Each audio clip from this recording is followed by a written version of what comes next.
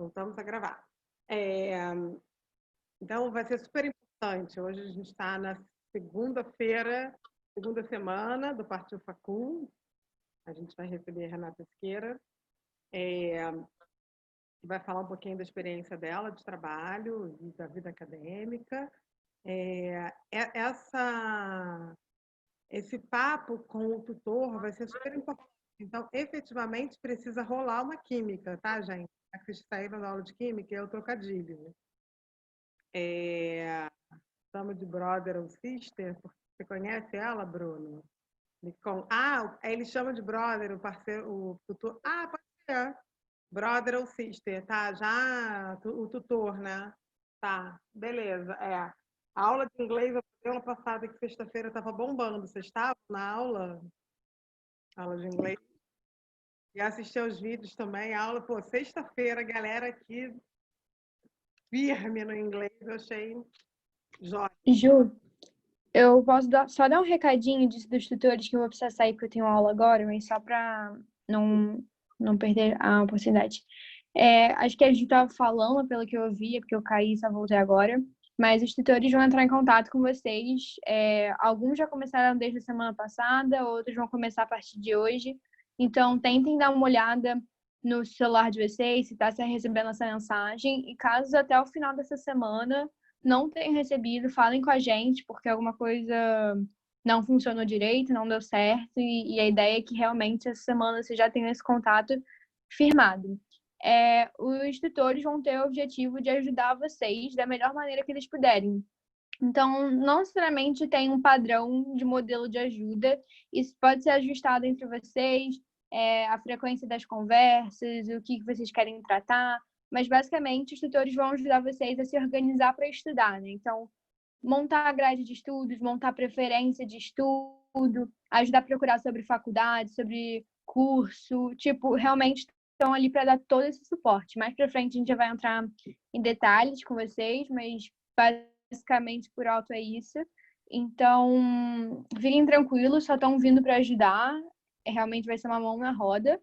E é isso. Se até sexta-feira vocês não tiverem recebido contato de nenhum tutor, falem com a gente que a gente vai precisar rever a situação, que não é para ser isso, tá?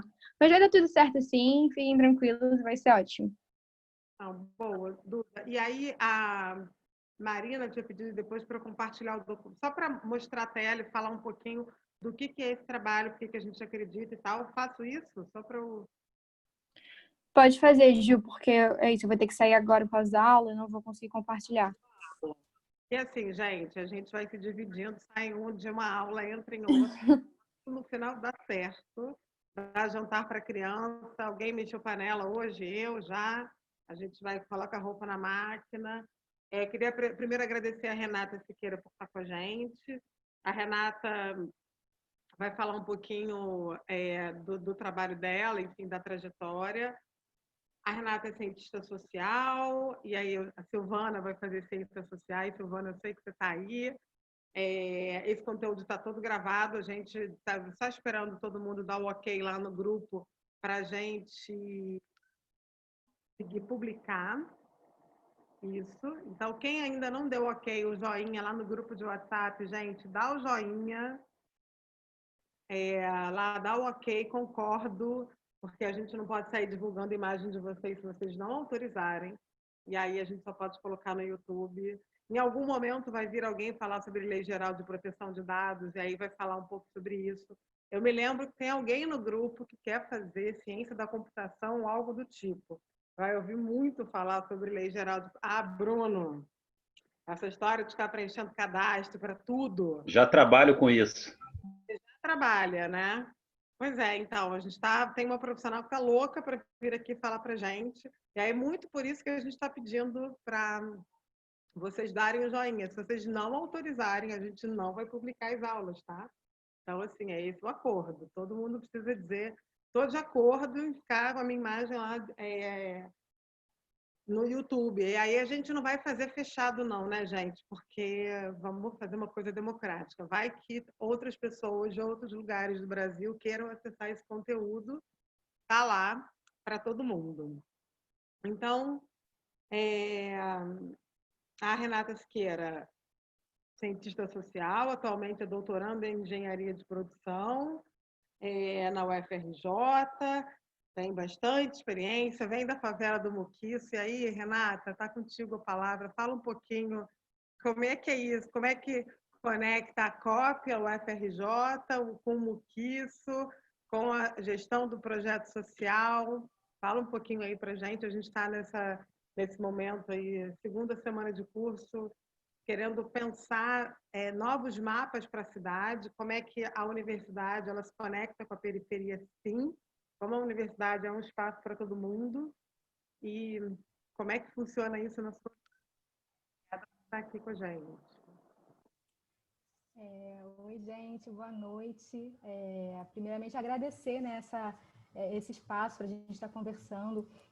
Eu acho que é completamente válido e importante e urgente que a gente se reúna, que todo mundo converse, que as potências periféricas estejam unidas e pensando em como a gente construir um futuro onde nós estejamos como protagonistas. Então, eu me sinto muito grata por estar podendo falar com vocês. E eu lembro de quando eu era um pouco mais nova, nessa época do pré-vestibular, o quanto foi importante para mim ouvir outras pessoas e pensar em possibilidades. Então, estou bem contente de estar com vocês hoje. Eu preparei, assim, eu pensando como eu poderia falar 20 minutos, eu sou uma pessoa muito falante, então eu estava tentando me organizar para não ficar falando demais ou ser prolixa demais, e como eu poderia, de acordo com a minha fala, explicar para vocês os planos que eu pensei. Às vezes eu pensava intencionalmente, às vezes eram planos que inconscientemente eu já estava projetando meu futuro mesmo muito novinha. E aí eu fui seguindo por esses caminhos, sob sonhos que eu não tinha nem imaginado que poderiam ser realidade, eram apenas sonhos, mas foram importantes para mim entender na minha trajetória como eles funcionaram para me projetar. Então, para começar a me apresentar, né? Aonde eu quero chegar, onde eu estou hoje, aonde eu quero chegar, eu acho importante falar de onde eu venho. E eu estou aprendendo muito sobre a cultura africana, estou aprendendo muito sobre ancestralidade, é um aprendizado constante que a gente vem para entender melhor sobre a nossa história. E recentemente, principalmente até na época de pandemia, eu estava conversando com meu avô, eu tenho um avô de 95 anos, e eu falando, vô, me fala sobre como era seu pai, seu avô, sua mãe, me conta, para tentar entender um pouco mais a minha história. Então, eu começo dizendo um pouco que eu sou Renata, tenho 35 anos, eu sou cria de Anchieta, né? Eu falo que eu sou do Muquiço porque eu tô lá há 10 anos, eu vou explicar para vocês um pouco sobre como tem sido a minha trajetória lá, me apaixonei pelo Muquiço, nunca mais largo o Muquiço, mas eu cresci e vivi toda a minha vida, minha família toda é de Anchieta, de um local chamado Beco de Anchieta, o local periférico também, em vulnerabilidade, negligenciado, mas estamos lá, todos nós, a minha família inteira. E eu venho da minha matriz materna, a minha família toda é de Pernambuco e da Paraíba, é de lá que a gente vem, e minha família migra para cá em 1950, procurando novas oportunidades para fugir do sertão, ou para fugir do que passavam no sertão. Então, essa é a minha trajetória materna. E a minha trajetória paterna vem de Cachoeira de Macacu, de uma comunidade rural que vivia lá, meus antepassados, meus ancestrais, e antes disso eu tenho notícias de ancestralidade indígena que também vivia nesse mesmo local. Isso tudo me ajuda a entender que meus passos vêm de longe, que nossos passos vêm de longe, que vem de toda uma história que estava aqui há muito tempo e que é necessário que a gente ocupe a posição que os nossos ancestrais sonharam. Diante de toda essa trajetória, eu sou a primeira do meu nome, é um outro termo que eu também tenho aprendido um pouco na UFRJ, de ser a primeira da minha família que consegue completar o ensino universitário, estar na universidade. Chegar na universidade, fui eu que cheguei, apesar de ter primos mais velhos e tios, ninguém tinha conseguido as condições necessárias para isso. Então, a minha formação hoje, eu sou doutoranda pela UFRJ, estou me doutorando em engenharia de produção, sou mestra em bens culturais e projetos sociais pela FGV, fiz especialização em gestão de projetos, fui cotista da primeira turma de cotista da UERJ e também fiz pelo ProUni Comunicação Social na Gama Filho e também consegui bolsa de 100%, então sou prounista e tive a oportunidade de ser jovem, né? Eu acho que foi uma coisa muito importante para mim ser adolescente e jovem no início das políticas públicas, porque eu fui público dessas políticas que foram feitas lá no início dos anos 2000, e eu fui público sem saber. Eu não sabia que eu estava participando de tudo isso. Eu estava dentro, mas sem conseguir fazer um pensamento, elaborar um pensamento sobre isso. E diante de tudo isso, eu vou falar para vocês de como começou a minha trajetória e por que ela é tão multidisciplinar. Por que eu sou uma socióloga que está na engenharia e fiz comunicação? Por que eu tracei um caminho tão diferente, mas muito específico e que faz sentido um pouco na minha trajetória?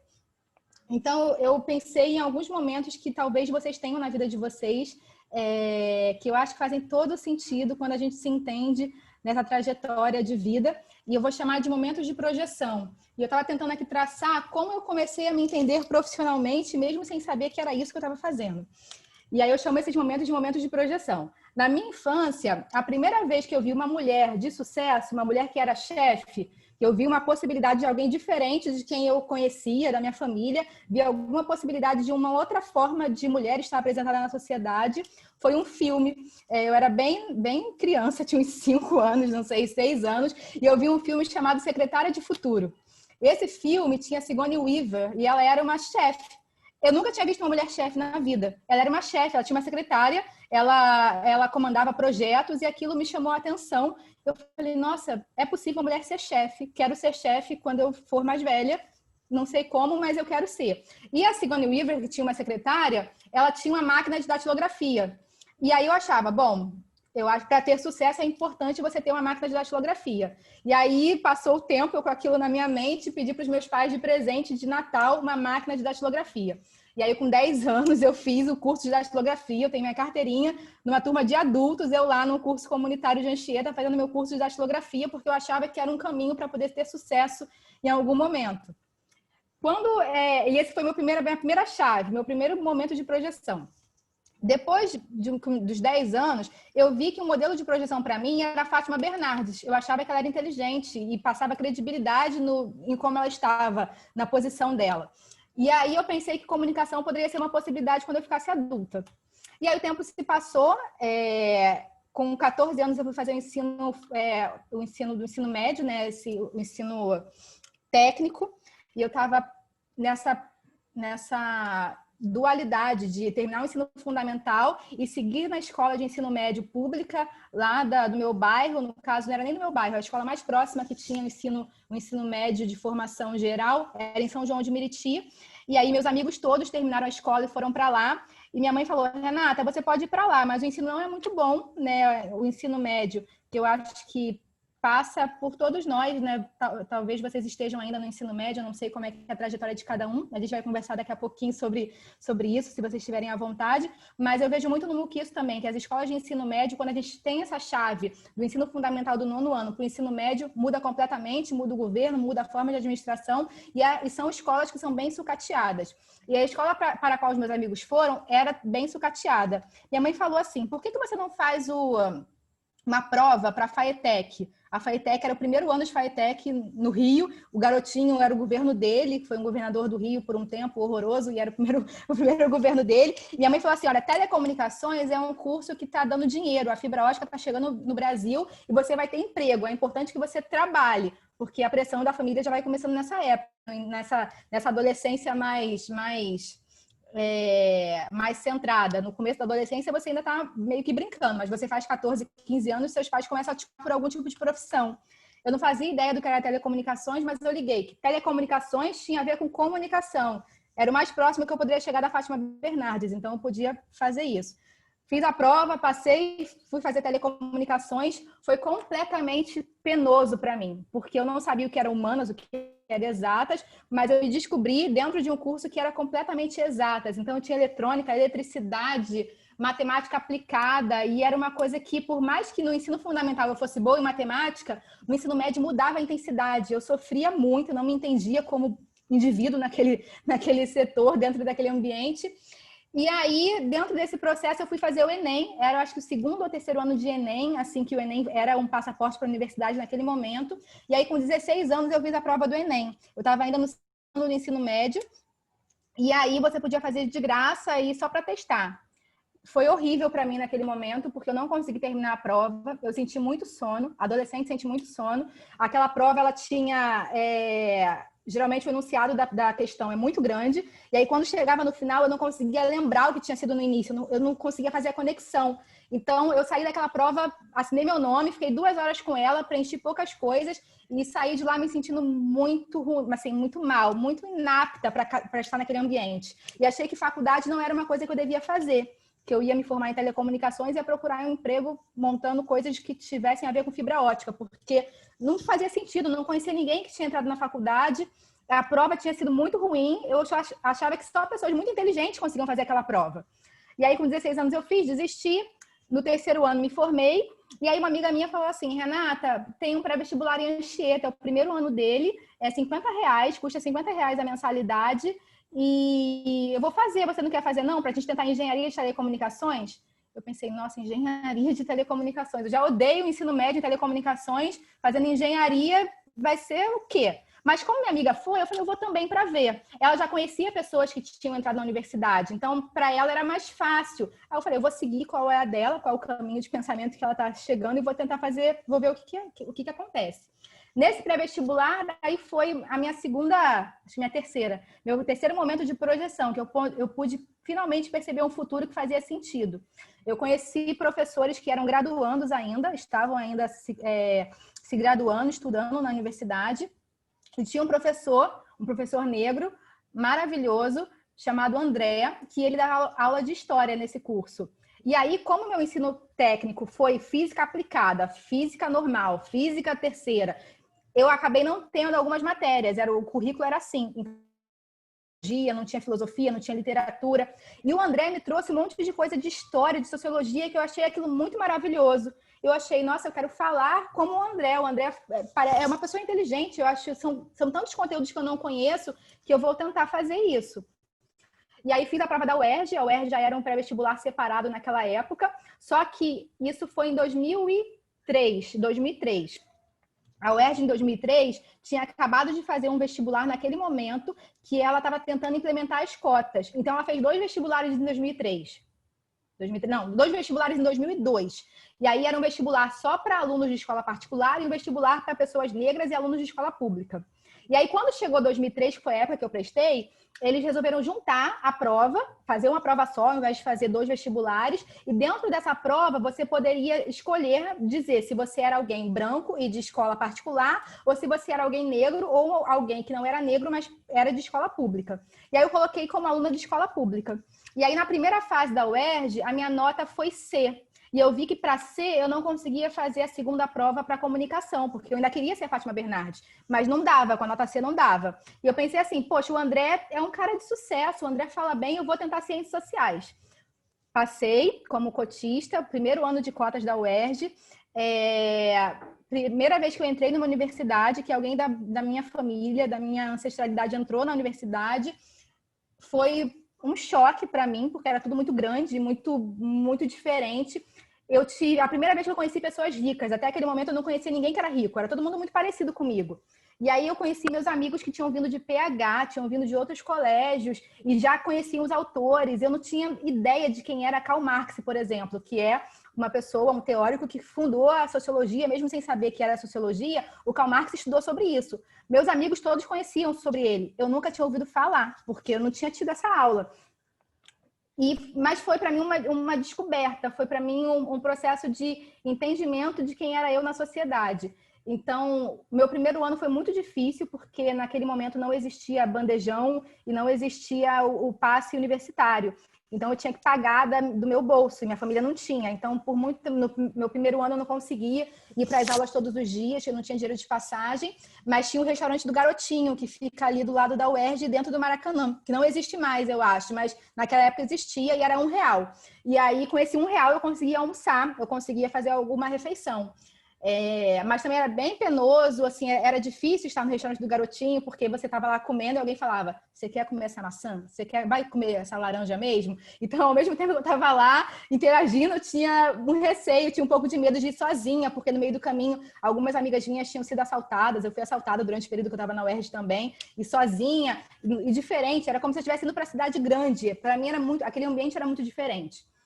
Mas depois as coisas foram se assentando, eu fui me entendendo como cientista social, comecei a trabalhar com projeto social com os meus professores, e aí depois, no segundo semestre, eu consegui receber a Bolsa Auxílio da UERJ, que era de R$ 190 na época, agora eu acho que são 240, mas esse 190 para mim foi a salvação, porque eu conseguia pagar a passagem do trem.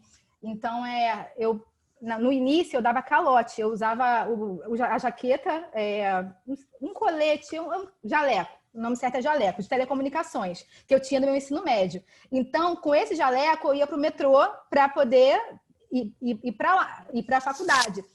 Tinha vezes que o guarda deixava, fingia que não estava me vendo e eu passava, mas tinha vezes que ele queria ver minha declaração, que a carteirinha tinha passado do tempo. Então, era bem penoso. Meus amigos passavam e eu ficava lá tentando explicar que eu era do colégio, do ensino médio, mas estava na UERJ, cada uma história diferente. Mas aí, depois que eu recebi a bolsa, tudo melhorou para mim.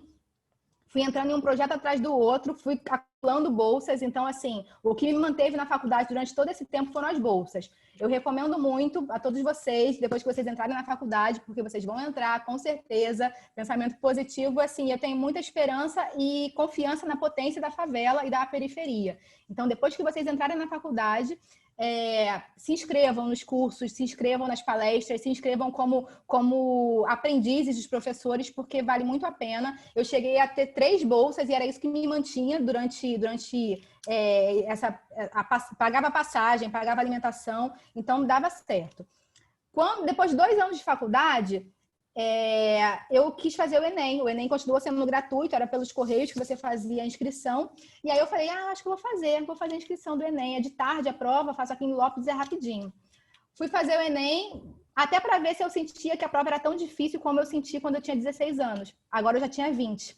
E aí, quando eu fui fazer o Enem, eu achei tudo muito engraçado. Eu achava a prova muito fácil. Eu conseguia ler aquela página inteira e chegar até o final e saber qual era a pergunta. Não tinha esquecido. E durante esse processo de feitura da prova, que durou 6 horas, né? A prova do Enem é muito longa, eu fui me descobrindo e me achando muito inteligente e muito diferente da Renata de 16 anos. 4 anos se passaram e eu já tinha conseguido um aprendizado intelectual e cognitivo e uma preparação mental para aquela prova. Fui a última a entregar a prova naquele dia, saí muito satisfeita e feliz por ter conseguido. Depois de um tempo eu vi o resultado e vi que a nota que eu tinha me possibilitava fazer 100% de comunicação social na Gama Filho. Aí eu falei, vou fazer, Fátima Bernardes, projeto Fátima Bernardes está aí, vou fazer. E aí, durante esse processo, eu fiz as 2 faculdades ao mesmo tempo. Passei uns 2 anos fazendo de manhã Gama Filho, à noite o UERJ, e aí no meio do caminho eu precisava ainda me sustentar e mais bolsa, porque agora era mais passagem. Aí fui ser estagiária em Nova Iguaçu, da Prefeitura de Nova Iguaçu, em Ciências Sociais, e aí isso me mantinha.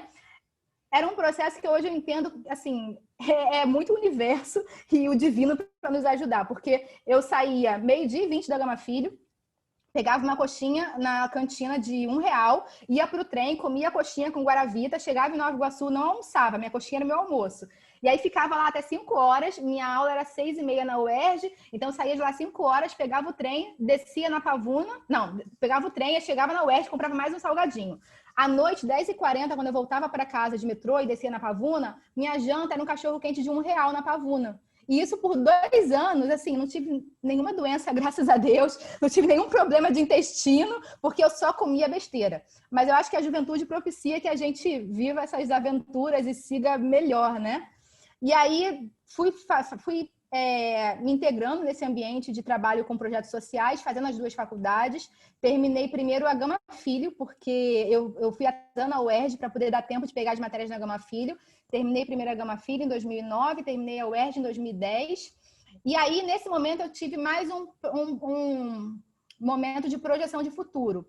Todos os momentos anteriores que eu tive de pensamento da minha infância e adolescência eram momentos de projeção inconsciente. Eu não sabia o que eu queria ser. Eu visualizava modelos de futuro e pensava em possibilidades, mas era uma criança, não estava muito inconsciente. E agora não, agora mais adulta, eu já sabia o que eu queria ser. Eu queria trabalhar como gerente de projetos, eu queria ser uma chefe de equipe, gerente de projetos. Eu já via os meus chefes fazendo isso e eu via que eu tinha habilidade e capacidade de chegar naquela posição. E aí, quando eu terminei as 2 faculdades, eu fui fazer uma especialização em gestão de projetos na própria UERJ, porque eu sou muito apaixonada pela UERJ, ela me propiciou ser uma outra pessoa. Eu sou antes do UERJ, pós UERJ, ela realmente mudou a minha vida. A Gama Filho foi uma universidade maravilhosa, tinha muita infraestrutura de comunicação, de televisão, de rádio. Eu fiz vários projetos de comunicação muito interessantes, que a UERJ não tinha, aqueles equipamentos da época, mas a UERJ, a experiência que ela propicia de ensino, de pesquisa, de extensão, de contato com pessoas, é sensacional. Assim, eu sou uma outra pessoa mesmo. Então, eu fui fazer a especialização na UERJ, em gestão de projetos. E aí, no meio dessa especialização, eu entrei para o Bola para Frente. E aí foi que o Muquiço entrou na minha vida também. O Muquiço é uma localidade, né, um complexo de 8 favelas em Deodoro. Deodoro fica ao lado de Anchieta. Eu já conheci o Muquiço, mas não conheci o Bola para Frente. Eu coloquei meu currículo na Cato, me chamaram, e quando eu cheguei lá, eu falei, gente, isso aqui é um mundo. O Bola para Frente é uma instituição muito grande, assim, de território mesmo, ela tem uma área grande, tem um campo de futebol enorme. Eu já me apaixonei assim que eu entrei, e ao longo do processo eu fui me apaixonando pelas pessoas, pela comunidade, pela história. E isso foi em 2011, já fazem quase 10 anos. Comecei lá como meu cargo, né, como cientista social, e fui passando por vários projetos e fui gerindo equipes. E aí eu lembro que na primeira entrevista de emprego, que a diretora na época me perguntou, falou, Renata, você está aqui, né? Qual é o seu objetivo? Como você se vê daqui a 5 anos? Eu falei, olha, eu me vejo gerente. Daqui a 5 anos é o que eu quero ser. Eu tô com 25, quando eu chegar a 30, eu quero ser gerente. E aí eu já estava pensando, me habituando a programar o que eu queria fazer, a fazer planos. É importante ter planos, e com 25 eu já sabia que era importante.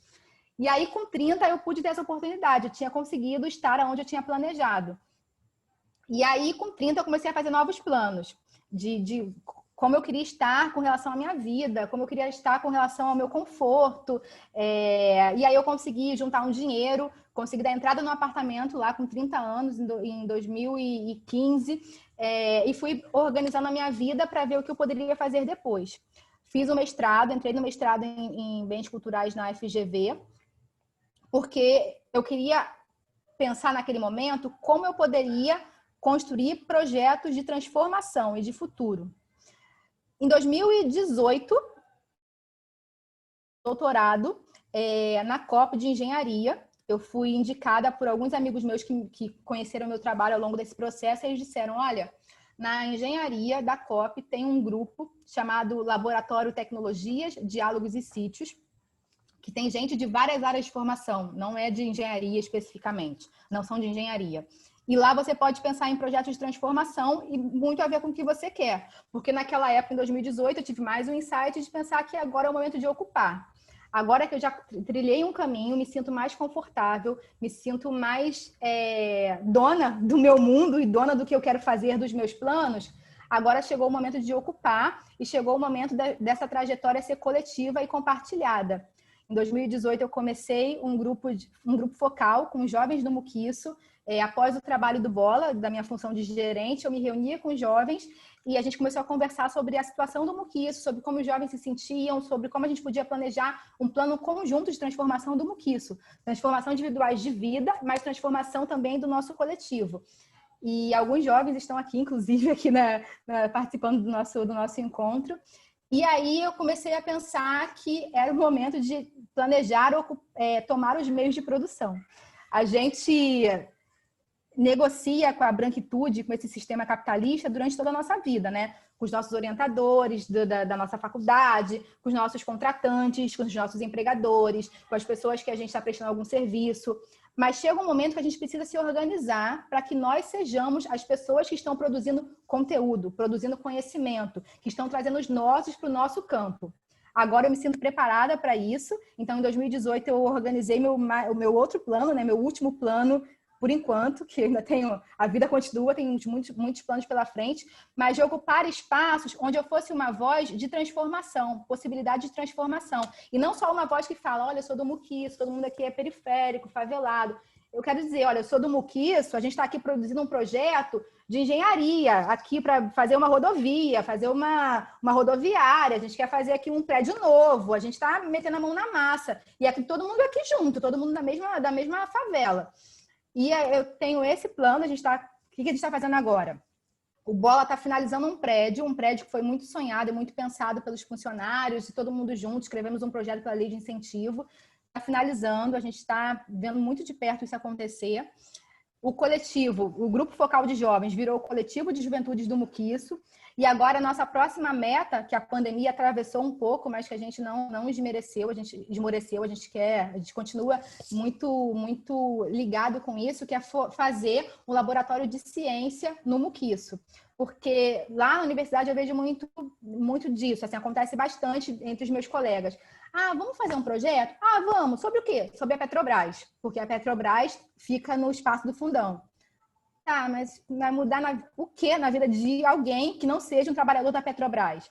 E a gente quer pensar, vamos fazer um projeto? Vamos, aonde? Ah, na Maré, no Muquiço, na Rocinha. Vamos fazer um projeto que envolva a comunidade. Essa tem que ser a pegada.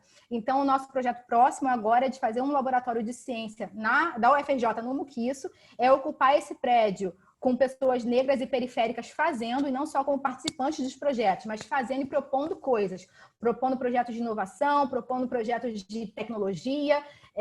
Me vinculei recentemente ao Ubuntu Lab, que é um grupo de jovens negros periféricos que se uniram também com a UFRJ, um laboratório de engenharia de transportes, para pensar como criar cidades inteligentes vindas sobre esse olhar da periferia e da periferia negra. Então, é isso, assim, eu estou numa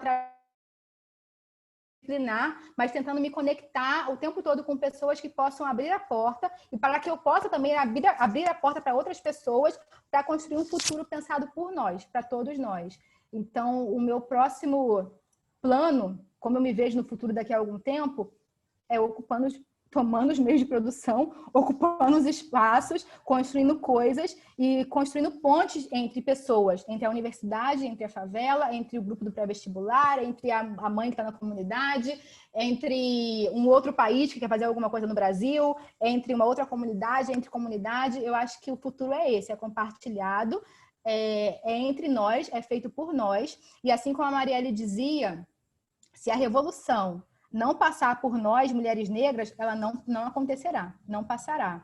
Então, nesse momento, eu me sinto uma mulher negra em movimento e eu quero cada vez mais poder ser esse canal e me capacitar para ser esse canal, essa ponte que faz que uma estrutura se movimente comigo, por mim, comigo, junto. E eu fico muito feliz de poder compartilhar com vocês. Eu acho que eu nunca falei assim para outras pessoas sobre tudo isso. Me preparei antes, me escrevi no papel o que eu poderia falar para não ser muito... fazer muitos devaneios, né? Mas eu acho que o que eu queria passar de mensagem para encerrar e tentando lembrar de quando eu estava nesse momento de pré-vestibular façam modelos de projeção. O que você imagina? Como você se vê daqui a algum tempo? Escreve no papel. Pode parecer besteira, pode parecer uma coisa simples ou uma coisa inalcançável, mas quando você coloca no papel, quando você escreve para você começa a tornar real aquilo, começa a tornar real o seu plano. E depois você vai vendo avançando. Eu penso lá em cima, quanto quer ganhar daqui a algum tempo? Eu quero ganhar X reais daqui a algum tempo. Tá, e quanto você pode ganhar amanhã? Eu quero estar na universidade cursando tal coisa daqui a algum tempo. Aí agora, o que você precisa fazer? Então, você vai de pouquinho em pouquinho, trilhando essa trajetória sua, compartilhando com as outras pessoas. Sempre vai ter alguém para te ajudar. O mundo é muito cruel, o sistema é cruel. Mas, ao mesmo tempo, existem pessoas muito bacanas e muito boas aqui disponíveis, sabe, para falar com você. Eu sempre tive pessoas que me ajudaram quando eu pedia, quando eu solicitava. Sempre tinha alguém que abria a porta para mim. Então, ainda há esperança nesse mundo, ainda é possível acreditar. E no que eu puder colaborar, eu estou aqui também como uma colaboradora. No que eu puder, estou à disposição. E obrigada, gente, pela fala. Não sei se falei muito ou pouco, mas estamos aí. Falou tudo, Renata. Que fala super inspiradora, que incrível, que história. Queria deixar o chat aberto. A gente tem perguntas aqui para a Renata. Eu tenho algumas, mas vamos deixar que outras pessoas façam. Gente, pode ser pelo chat, pelo microfone, como vocês quiserem. Alguém? Então, vou começar a puxar essa conversa aqui, que eu acho que a gente tem algumas coisas. Opa, tem palavras. Tem palavras, né, Vitória? Eu estou de óculos, gente, eu uso óculos porque disfarça o choro, sabe? Toda vez que eu vejo essa potência, a gente está num momento tão complexo do país e perceber que o país somos nós, né? Assim, se a gente quer alguma transformação, é a gente mesmo, ninguém vai fazer pela gente, né? Renata, uma coisa que me deixou muito assim impressionada com a tua clareza de pensamento e que eu acho que pode ser uma inspiração para a galera que está fazendo Partiu Facul, em geral, quem vem de, eu estou falando do geral, eu estou me colocando como alguém que vem de uma área periférica. Os meus pais, por acaso, fizeram universidade, mas foi um acaso do acaso do acaso e foi o nível de esforço para além do que deveria ser. Então, essa história da coxinha eu conheço bem. Eu fui o tipo de criança que, para poder estudar numa determinada escola, para estudar no Cefet, andava 40 minutos para ir, 40 minutos para voltar, porque, né? Enfim. Ó, tem alguém com a Gisele falando aqui de uma aula na UFRJ. Maravilhosa.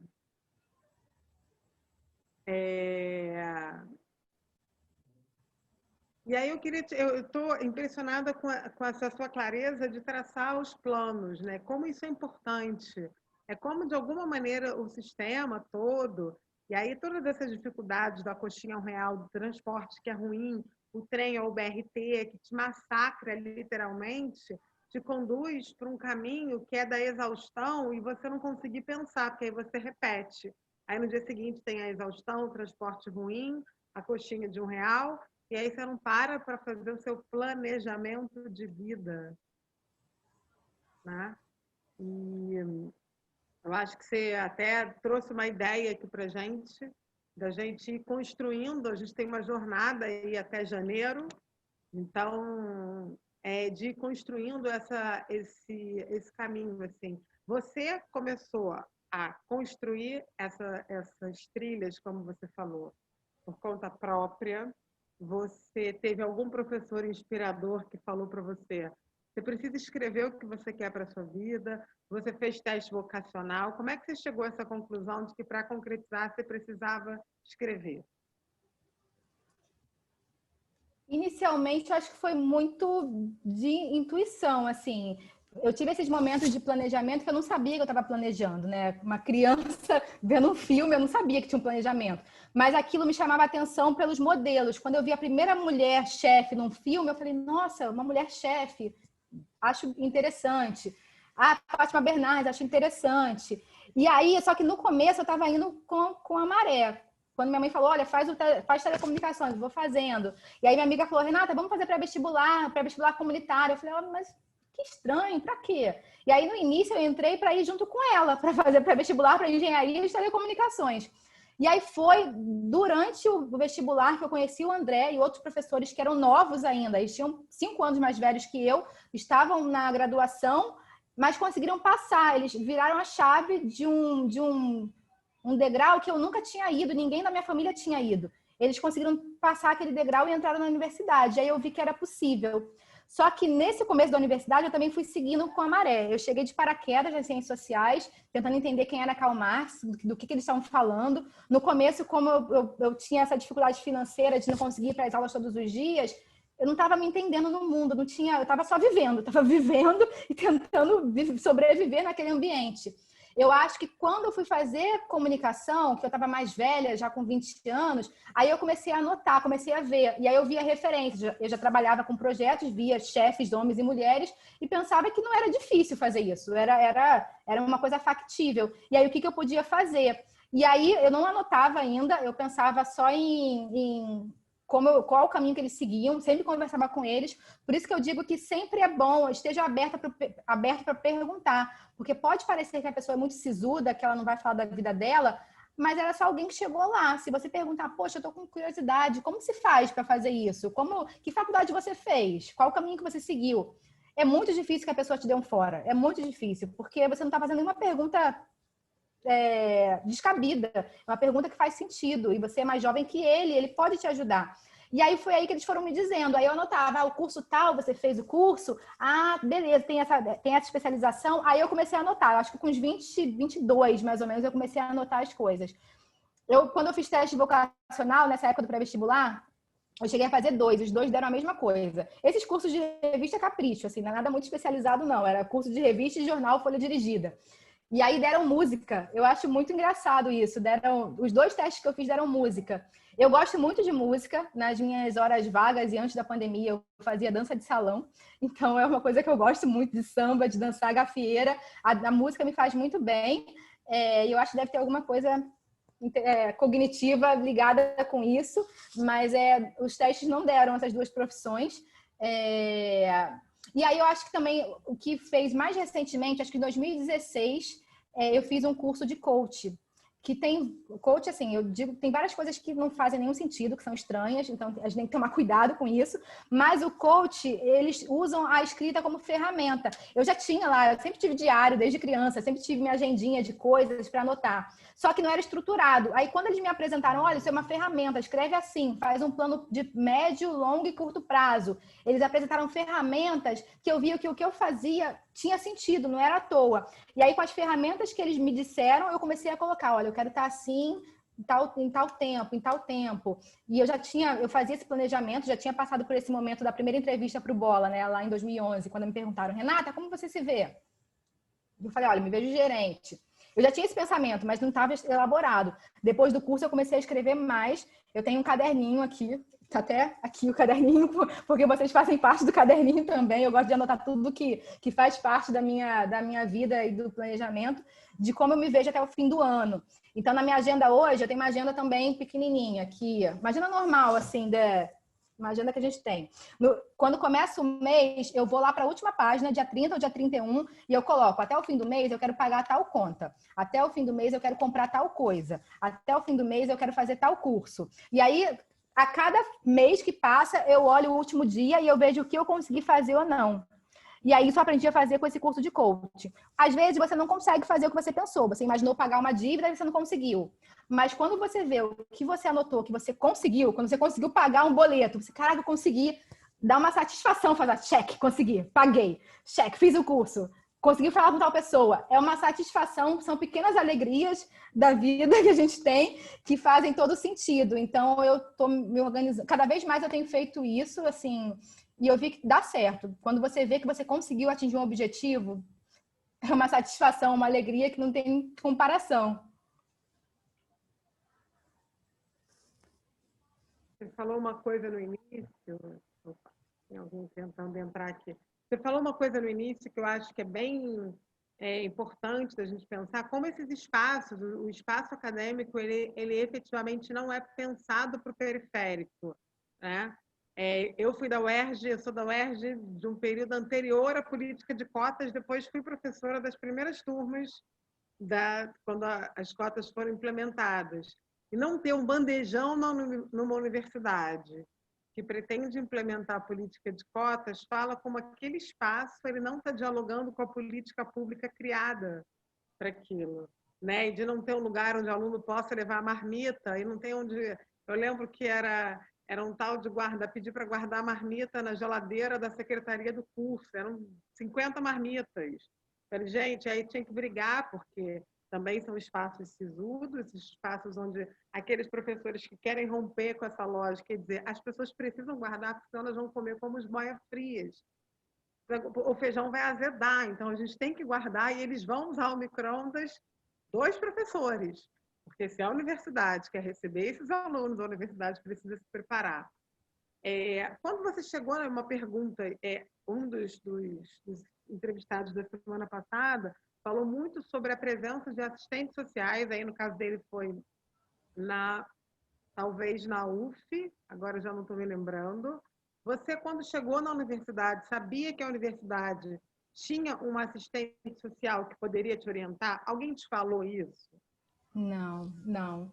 Eu fiquei muito perdida, assim, eu nem sabia, eu nem sei se tinha, na verdade, porque eu entrei antes do ProIniciar. ProIniciar foi uma política que depois eles criaram para poder pensar na permanência do estudante. Então, eles criaram depois de um tempo. Depois de um ano que eu estava lá, o ProIniciar começou, além do pagamento de bolsas, a oferecer cursos e assistência onde você pudesse consultar alguém. Mas em 2004, que eu prestei vestibular em 2003 e entrei em 2004, não tinha quem recorrer, ainda tinha, como era o primeiro ano, toda hora saía matéria assim dizendo o que os estudantes vindo de cotas vão trazer de prejuízo à universidade, que vai baixar o seu rendimento, que vai baixar a sua nota, o professor vai ter que retroceder uma turma porque o aluno não está em condições de acompanhar os outros colegas de classe. Então, havia um processo até de expulsão, de não aceitação daquilo. E a gente ouvia isso dos professores, assim,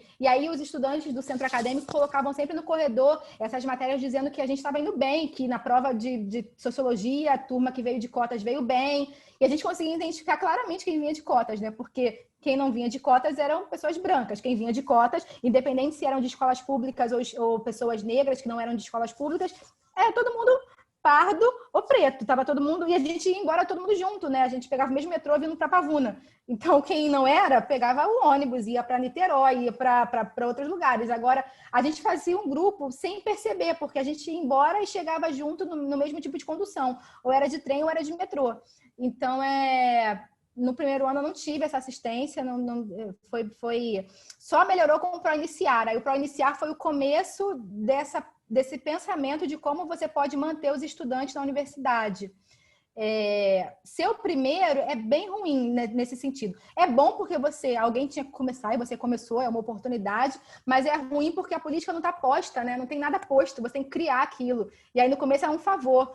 Posso, por favor, botar minha marmita aqui no centro acadêmico? Posso, por favor,